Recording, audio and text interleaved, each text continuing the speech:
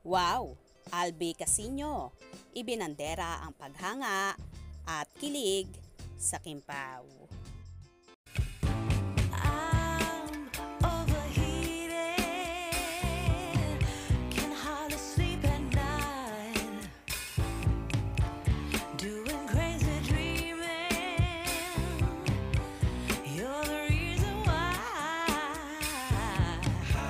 hiding by the baby. Na-inspire si Albi Casino sa kasikatan ngayon ng tambalan ni Kim Chiu at Paolo Avellino, pati na sa unexpected love team ni Maris Racal at Anthony Jennings.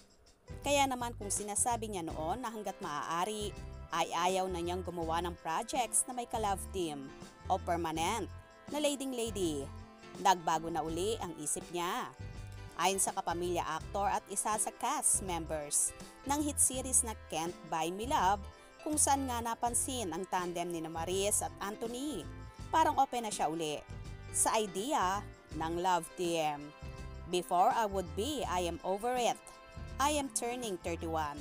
I am done with that era. But then, we have Kimpaw sa seryeng Linlang at What's Wrong with Secretary Kim. So, who knows? And even to a lesser extent, since she is still young, si Maris and Snoop, Anthony, she had been here for a long time. She is known as a solo artist, ang pahayag ni Albi, nang makatsikahan ng ilang members ng press after ng MediaCon ng bago niyang Viva Max original movie, Nakasalo.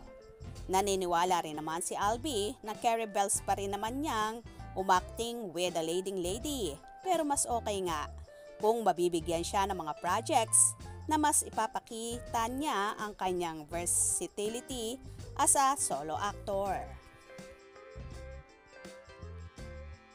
Before, I would think I do not want to be known as a love team, but I've already established myself, pahayag ng binata.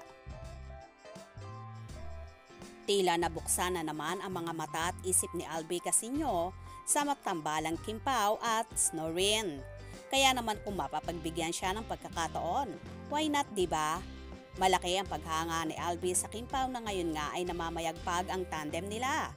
Lalo na ang seryen Linlang, the teleserye version na gabi-gabing napapanood. At ang rom-com over sa kilig na What's Wrong with Secretary Kim kung saan napapanood naman sa View apps. Anyway, hindi lang naman si Albi ang humahanga sa Kimpaw dahil halos lahat ay ganun din ang nararamdaman. Bukod sa kakaibaang chemistry na hatid nila, aba in fairness, in real life, bagay na bagay sila. Kaya naman tumutok at wag na wag pahuhuli sa mga maiinit na kaganapan. Anong inyong magiging reaksyon sa bidyong ito? Comment below.